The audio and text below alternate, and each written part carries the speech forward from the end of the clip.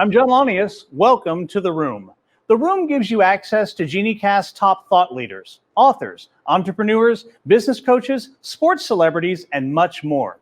Our guests will share ideas and concepts that you may use to better your organization and propel your teams. Today, our guest is Doug Lipp.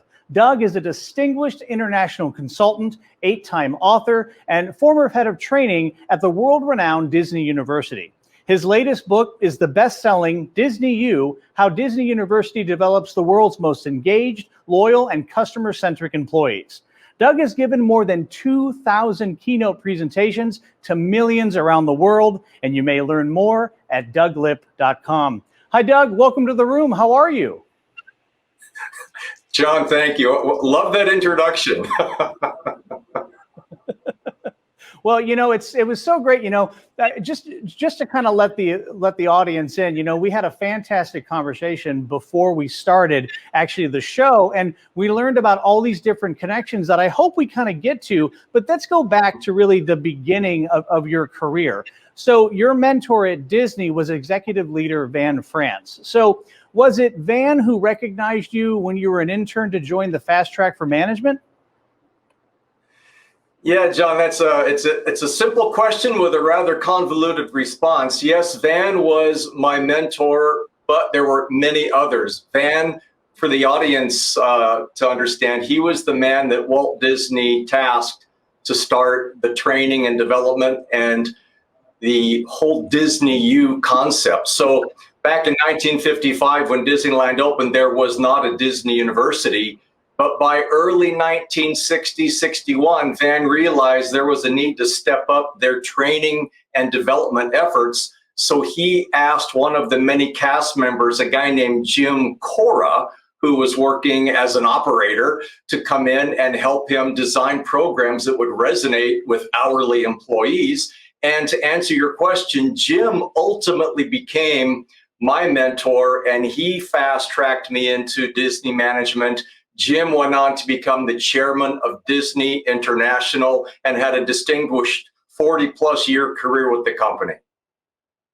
All right, so that's a great start. So when you talk about Van or Jim and their mentorship to you, how did that impact your relationship to training and development?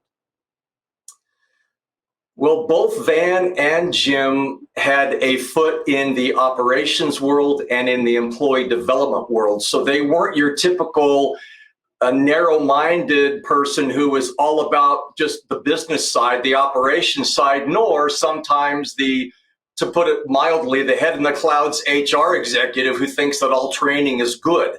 They, meaning Van and Jim, had a very pointed approach to what's going to work and how are we going to get there. And they basically said, if training and development improves our show, meaning operations, we will do it. But if there is no benefit, even if the training is fun, we're not going to greenlight it. So moving from an intern, having these great mentors, you were also then an integral piece of the startup team for Tokyo Disneyland, Disney's first international theme park. What challenges did you face while implementing the Disney way to an international market? Well, it's interesting because the Disney program that we had for years in the United States, the Disney way, was certainly US centric, driven by US values. And so by going into Japan, we started negotiating with the Japanese in the mid-70s, and it wasn't until 1978 or 9 that everything was completely dialed in. So what we found, to answer your question, was going to Japan for our very first international theme park. The Japanese and American cultures really couldn't be further apart. And so we found that what we considered to be common sense in how you meet and greet a guest, or common sense in how you maintain the physical plant called the park, it may work in California, it may work in Orlando, but in Japan, there were some changes that we, as well as the Japanese, had to come to grips with. So were you a part of those very early conversations, or were you brought in later? Do you have a Japanese background? Give us the sense of Sure. what was happening. Well, I came in later. I was actually studying Japanese from the mid-1970s through high school and undergraduate. While I was an undergraduate in college, I did my first internship with Disney, and it had nothing to do with the Disney college program that we're all aware of now. It was simply because one of my professors in college knew Van France, and she knew how much I was interested in training. And so she said, for your 6-month internship as a college student, would you like to work with this guy named Van France at the Disney University? And I said, yeah.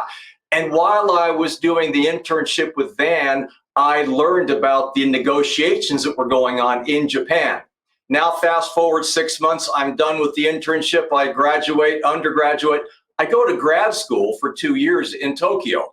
While I was in Japan is when Disney signed the contract with the Oriental Land Company, OLC, which is actually the owner of Tokyo Disneyland. So when I learned that, John, I came back from grad school and I made a beeline to Disneyland and I got hired. They said, you can either be a ride operator in Disneyland because everybody starts at the bottom, or with your Japanese background, we can put you on the interpreting training team to help train the Japanese executives we're bringing from Japan to learn the Disney way. Which do you want? And well, the answer was pretty simple. Yes, I want to be involved with the Japanese. Let's move forward. So I love that you talk about how everybody starts at the bottom. There's the Japanese word shugyo, which means paying your dues. And so I think it's fascinating that we're talking about culture. You now live in the world of culture, you teach culture, and you're talking about the juxtaposition between two different cultures that you just happen to, kind of run into throughout your experiences. So for years, you've said things like build the culture, live the culture, differentiate. What do you mean by that? And then how does that apply to your experience in Japan? Well, that's a huge question. And there are, what do we have, 6 hours for this scenario together today? We can just touch upon it briefly. I'll give you one example that I think will paint the picture of build the culture, and then how do you bridge cultural differences? So you mentioned the Disney way earlier.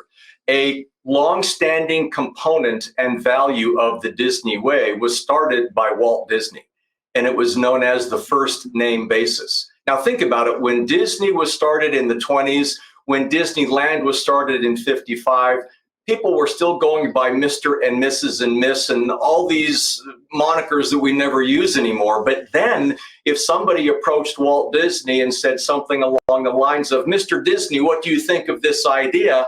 Walt's response was always, my dad is Mr. Disney, I'm Walt. So that sets the stage for this long-standing value of first name basis, and all of us had a name badge on that had our first name. So now fast forward to when the Japanese executives came to California, they were given name badges.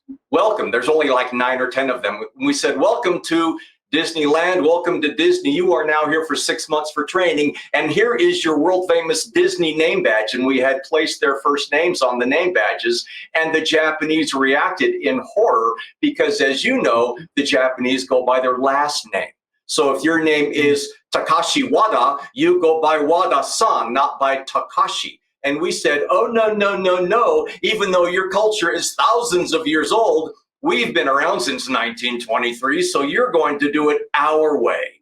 And this turned into the name badge battle that ultimately, to answer the question of bridging the culture, you have to assess your own values. And even though we're passionate about it, what's going to work with an intercultural team? So the workaround, John, was fascinating. It sounds so simple, but it took months of intense negotiations. While the Japanese executives were in California as trainees, they had to have a first name on their name badge. Whether it was a nickname, a Western name, it didn't matter. Then, upon return to Japan, they got to make a second name badge, which had their last name on it. It's so interesting. You know, when I think back to the first show of The Room, we had Lily Gil Valletta, and we were talking about cultural intelligence. And your story really, emphasizes the importance of understanding cultural intelligence. So let's shift a little bit to your latest best-selling book, which is called Disney U: How Disney University Develops the World's Most Engaged, Loyal, and Customer-Centric Employees. Now, In your book, you lay out 13 timeless lessons that Disney used to drive profit and growth worldwide. Could you speak to one of those lessons and then maybe how it even relates back to the cultural intelligence concept? Well, certainly. Well, first of all, the reason I chose 13 lessons because 13 was Walt's favorite number. So by golly, when I was writing that book, I was going to force feed 13 lessons, whether it was I had to expand or contract my ideas. But I wanted to kind of salute Walt with using a current phraseology, a hidden Mickey. So there's kind of a hidden meaning, and lots of times the Imagineers will hide certain symbols in rides or attractions or movies. So I just wanted to have a little fun with that. But the topic of cross-cultural or cross-generational excellence is found in one of the chapters where I talk about the success of language or the challenge of language and creating a language in your own organization. And one of the things that Van France was really wise about as the founder of the Disney University was he could simplify the complex. And he and the men and women that helped him form the original program for the Disney University in 1962-63, they condensed tremendously complicated operational to-do lists. And we all have SOPs, we all have vision and mission statements, but rarely do you see organizations that can condense those SOPs into what Van would call the bouillon cube. Van said, we cannot force feed our employees to drink a giant vat of soup and understand it. So let's give them the essence, the bouillon cube. So he and a couple of other executives created something called the Disney Four Keys, which is currently known as safety, courtesy, show, efficiency. Safety, courtesy, show, efficiency. Safety is number one. If you kill too many guests, well, they're probably not coming back. And the same thing with your employees. And the essence was, let's create a safe, clean, fun environment. And then the least important of those four, the efficiency or the numbers, is basically your profit margin.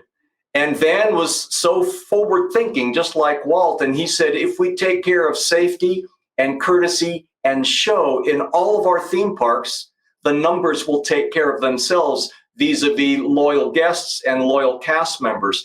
Now, to get to your cross-cultural question, yes, you can translate safety, courtesy, show, efficiency into any number of languages, and we've done so in Shanghai, China, in Tokyo, in France, in Hong Kong, but we had to let the local employee base kind of bring to life what it would look like. So, one example, in France, the concept of show, which again was one of those long-standing Disney, you got to do it this way.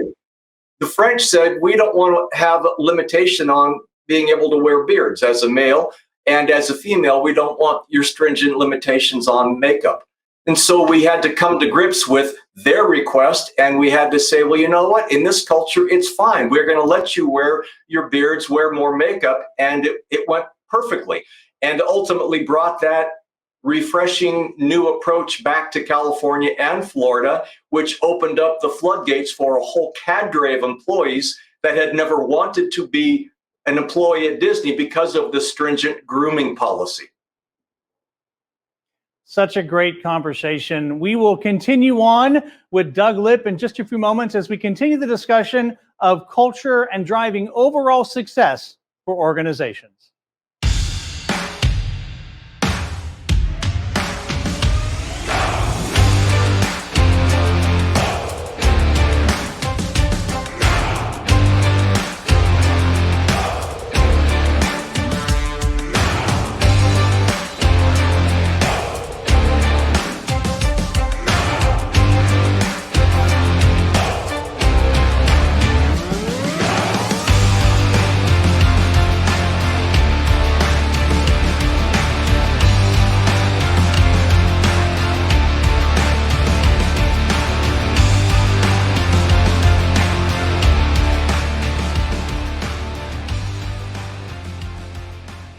We're back with Doug Lipp, international keynote speaker, consultant, and best-selling author.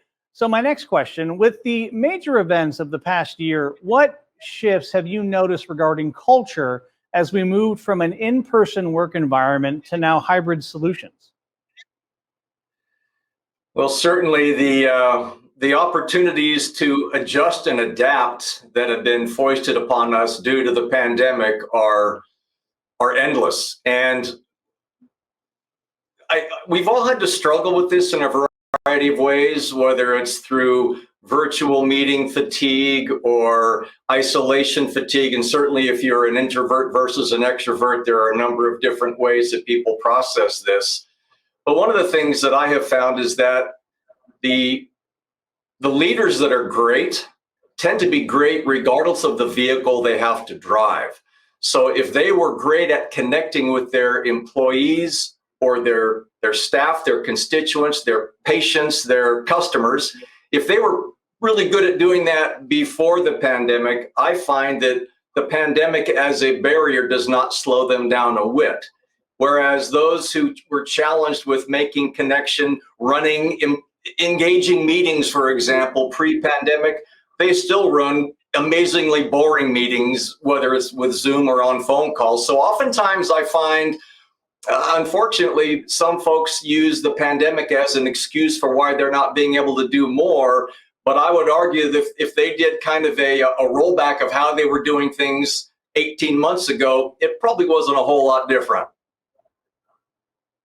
Well, so going back to some of the questions before the break, when we were talking about different cultures and the way you've translated that, in many ways, I feel like my experience as a leader during the pandemic is I had to learn a whole new culture where most of the time, I was communicating on screen like you and I are. So this is almost simple in a lot of ways. But what do you think will be the lasting effects on business culture following the pandemic from what you've seen? Well, we've stretched this rubber band pretty aggressively, metaphorically, and I think that it will retract a little bit, but not to its original shape. So whether it's where people go to work, where they consider home to be, and how they conduct meetings with their employees, or doctors conducting telemedicine with their patients, there's going to be a new tool in the toolbox, so to speak, that we have available to us now, given the advent of these remote meetings and the way that we can connect electronically that pre-pandemic was not as robust as it is now. So let's shift now a little bit to leadership thinking. I know you do a lot of work with leaders of all types all around the world. And when we're talking about, going back to the new normal or whatever word we want to use for it right now, let's talk a little bit about leaders and their thinking. So how should leaders think when they wish to instill excitement to provide and produce the best possible service for their customers through their teams? John, that's a question that I get posed in a variety of ways, and I'll answer. My essence is essentially very much informed by, as we talked about earlier, the culture of Japan and the culture of Disney. And I think that there are applications around the world for both. I'm not suggesting that it's one size fit all and that mistakes haven't been made in any of those areas. But one of the things that I learned from Van France, and he learned from Walt Disney, and the way that you excite people is you understand them. And so there's a phrase that's been around in Disney lore for years called walk the park. And Van France, just like Walt Disney, would get out of his office and walk the park and take pictures of guests, and he would interview guests. And Van had a lovely smile, so he was a fun guy to talk to, but armed with a camera, he would walk through the park and take pictures of guests. And then he'd say, folks, can you tell me, what do you like about your day at Disney and what do you dislike? And then he would go backstage, back of the house, and talk with employees who were scrubbing toilets, making pots of soup, working in the warehouse at 3 a.m. So all shifts, all locations. And I remember asking Van, what do you do with the pictures you take? And he laughed heartily and he said, Doug, there's no film in the camera. It's just a prop to get people to open up to me. And the key now, for those who don't know what film on a camera is, they're going to have to Google it. It's not a SIM card.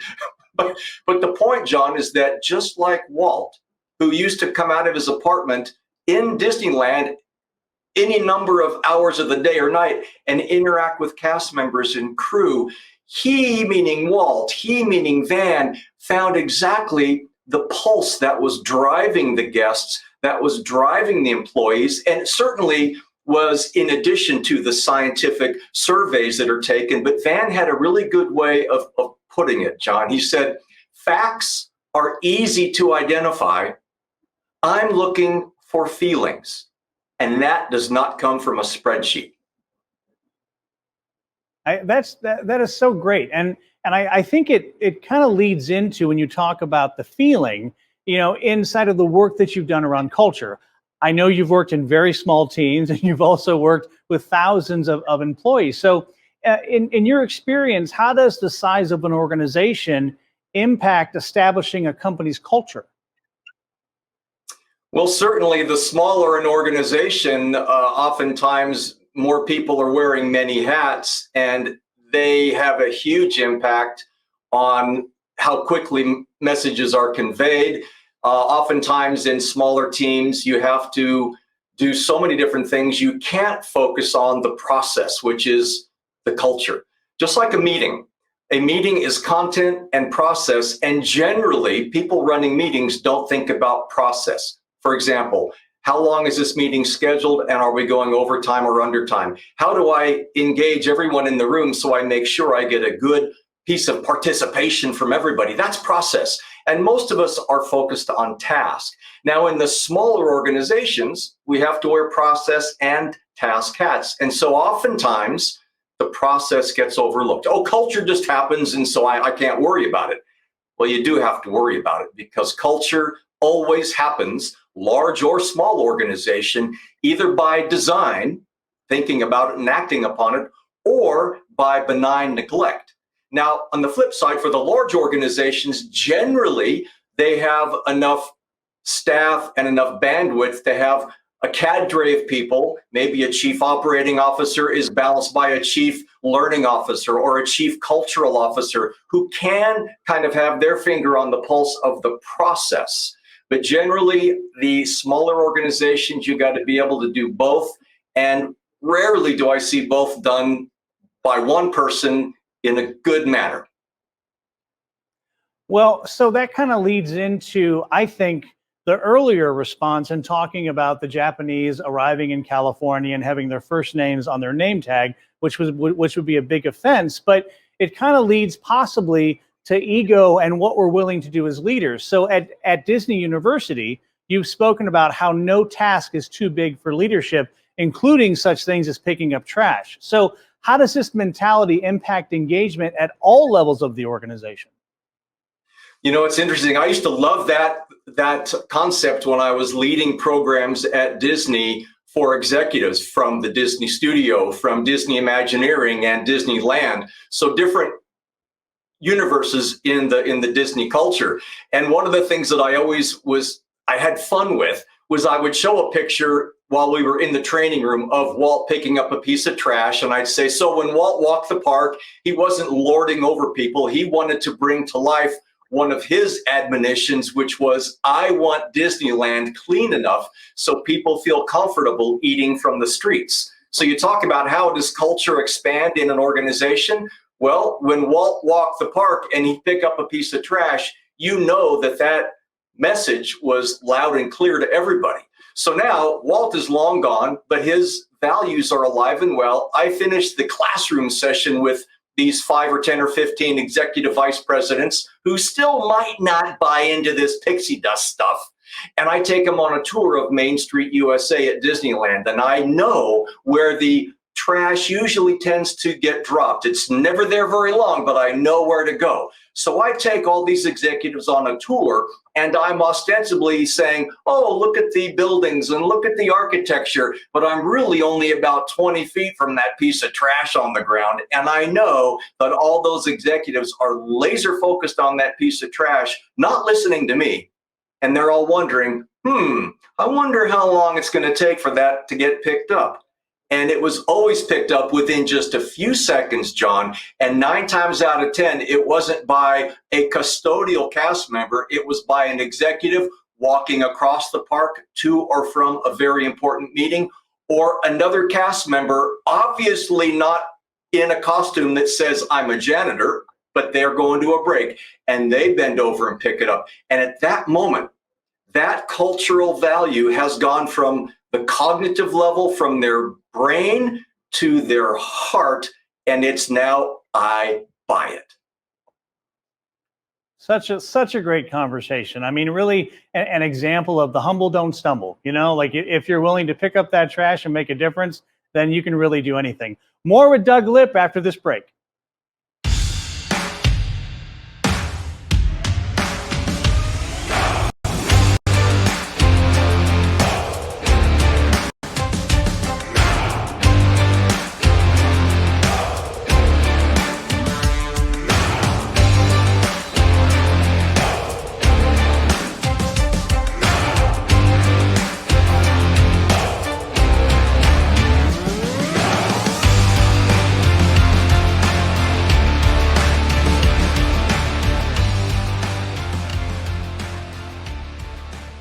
Welcome back. We're talking with Doug Lipp, international keynote speaker, consultant, and best-selling author. All right, so Doug, every week on The Room, we're going to ask our guests the same 5 questions. So Doug, as someone who has spoken to millions about creating an experience, I hope you'll appreciate how we're creating an experience for our audience around your insights. Are you ready?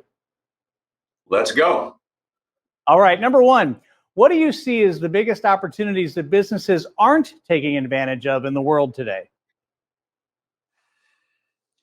Dealing with ambiguity in a positive way. And one of the ways that I learned this was from Marty Sklar, who was the chairman of Disney Imagineering. And he said, I always overcome ambiguity by looking at ambiguity as my friend. And again, he put it into a beautifully simple model. He said, it's like a blank sheet of paper.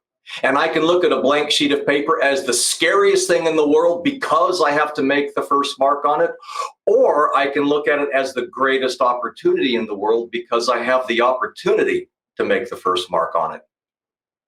That's great. If you could have a conversation with one person from any time or anywhere, who would it be? It has to be Walt Disney. He passed away in 1966. I was not an employee in 1966.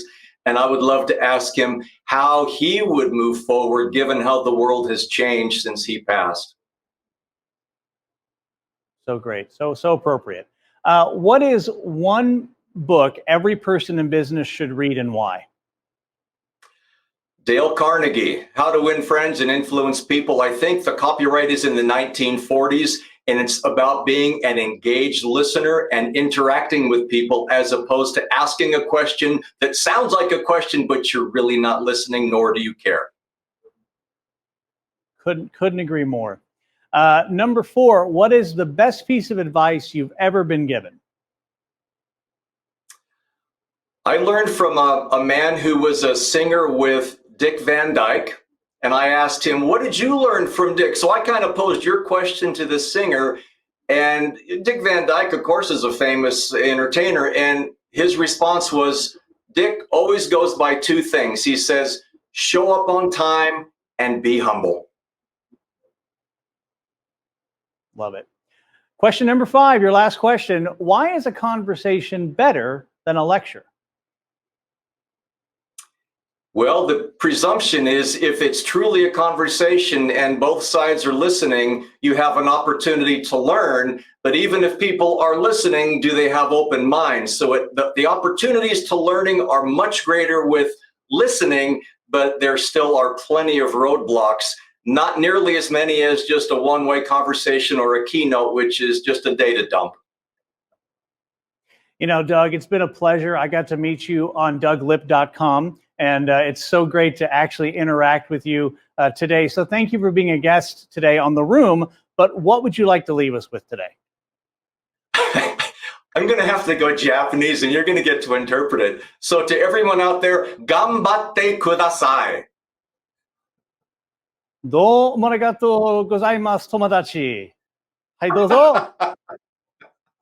こちらこそ。そうですね。Join us next week for another engaging guest that will help you transform and inspire your team. I'm John Lanius. We'll see you next time on The Room.